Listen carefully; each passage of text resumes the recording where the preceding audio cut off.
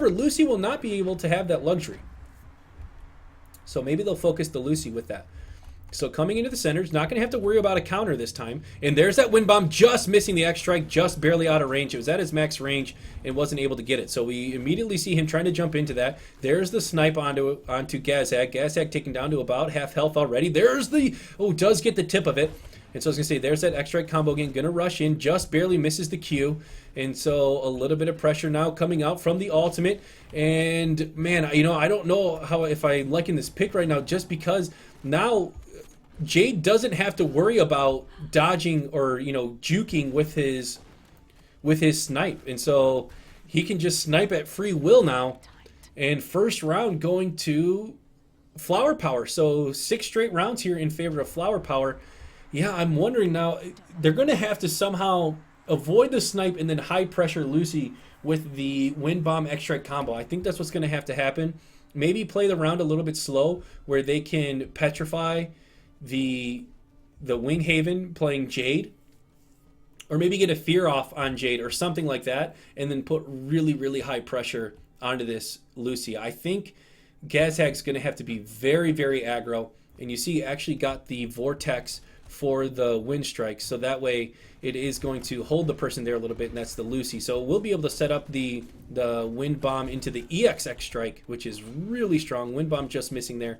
And here comes, he steps inside of it. What a smart play there by Sizen. Steps inside of the X Strike because he knew that it was going to pressure him. And look at Winghaven use the stealth to avoid the Q. Knew that she was coming forward and that the Q was coming. I think that was smart play there to, good tornado to avoid a lot of the damage. Uses the Q, now putting a lot of pressure. The snipe though coming out, the bear are going to be coming out. And so again, the fear, not able to get it. The deadly inject just missing. And so, man, this Taya is not able, I don't think is responding the way she was expecting. Not able to steal that center as the snipe came out. Tried to steal it with her X strike. There's the wind. Good tornado use though to avoid the ultimate. The snipe just missing. There's the ultimate though coming from the Lucy. And another round going in favor.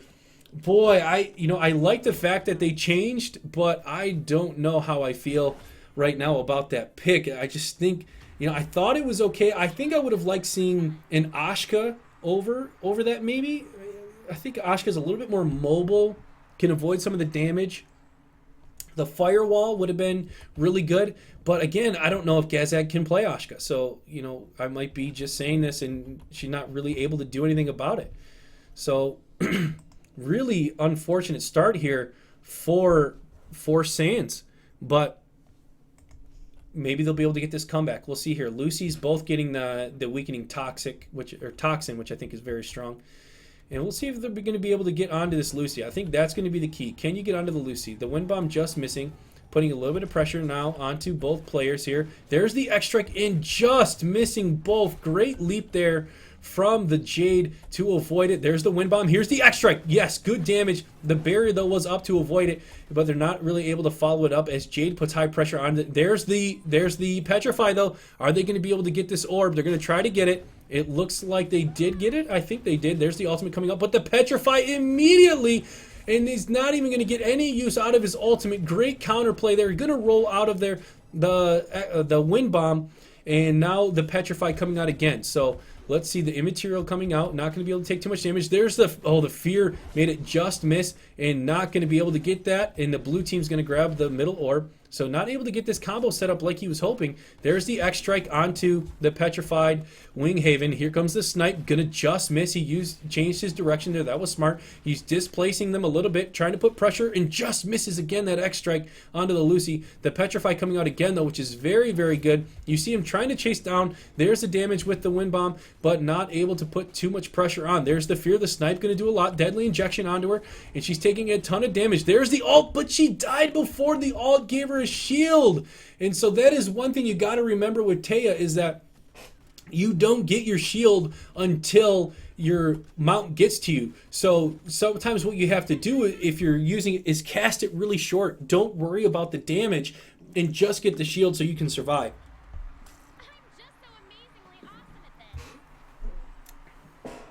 Had to get a drink there again, guys. Getting a little parched. And don't forget to tune in. A couple hours after this is the North American ESL Cup, and I'm not just saying this because I'm North American. I think Jin watched last week, if I'm not mistaken. The North American Cup, in some aspects, was more exciting to watch than the European. It was really close. The skill cap was actually quite high, and we had some grade 14s, some grade 15s that were just playing their butts off, and it was really, really fun. So we are now entering the 9th round of this competition. 8 straight rounds for Winghaven and Sizen. Team Flower Power. The snipe coming out. Not going to do too much damage, though, because of the barrier. So good job. Here comes the X-Strike, hitting both players. That is huge. The pushback now. Winghaven taking a bit of damage. And the Lucy getting feared now. Are they going to be able to do some counter pressure here? Not really yet. The X-Strike is missed again because that stealth. Really good play there from Winghaven to avoid that.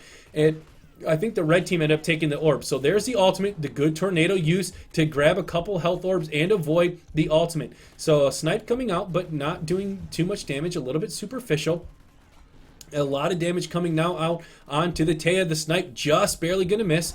As Obeloff gets the double petrify. They're going to get the orb. Let's see what they set up here. There's the wind bomb. And again, just barely going to avoid that. The petrify immediately coming out, countering the ultimate. So almost no damage again coming out from this ultimate. That is super unfortunate. I'm wondering if maybe it'd be better to use the X-Strike here, just because the last 2 ultimates have not gone well for Taya here. So we'll see how she adjusts in the pushback. Wow, look at that play there. The Flask pushed the thing in the middle away, so they were able to get it, and it just missed the X-Strike because of that. So that was a really good play. So ultimate coming out, Tornado going to be used to avoid it again. Winghaven taking a bit of pressure. Taya going to be going in hard, except the snipe coming out doing big damage with the M1s getting the kill as he uses the E to silence. There's the ultimate coming out again. She's going to try hard here to survive. Is this Lucy? Ends up taking the middle orb. Had 0 health, but it was alive. That was funny. And so there's the silence. The deadly inject. There's the kill. 9 straight wins in the grand finals here for Flower Power. That is Sizen and Winghaven. I can't remember where Sizen is from. Do you guys remember? It started with a U, I think. I don't remember. But Winghaven's from Belgium. I don't know where Gazhag and Obeloff are from. If you guys know, let me know. So we got a battle here between the Europeans. And it's, what is he from? I can't remember where Sizen's from. They told me earlier. Anyways, not important. But this could possibly be the final round of the tournament. What does Gazhag and Obeloff have to do? I liked the change of Shifu, but I'm not sure that Taya was the best pick. They haven't been able to hit that combo, and when they hits the wind bomb, they just immediately shield it, so you actually don't get to do much of the damage, and then the counter follow-up has just been really, really strong from Flower Power. So let's see here. Sizen's from Estonia. Oh, Estonia. That's right. It's Estonia. Yeah, I said you, but it's Estonia. Burning Sands is Swedish. I think he said it was Estonia. BLC EXX was OP. Well, I think the one in this one's actually pretty good too. So I think if he can incorporate that, it'll burst through the shield a little bit more, and it should cause some stun.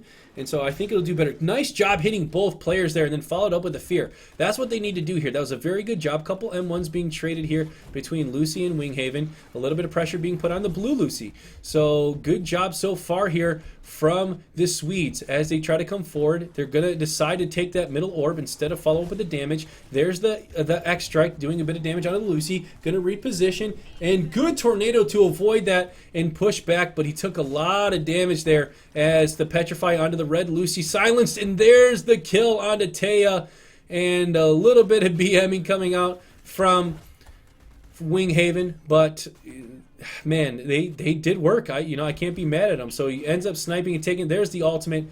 And is this going to be the final kill here of the game of the tournament? It is. ESL Cup Grand Champions Flower Power, Sizen, and Winghaven. So GG's out to all the players here of the tournament. And I don't want to take anything away from Gazhag and Obeloff. They played really well too. I mean, it's just, I think Winghaven did a great job.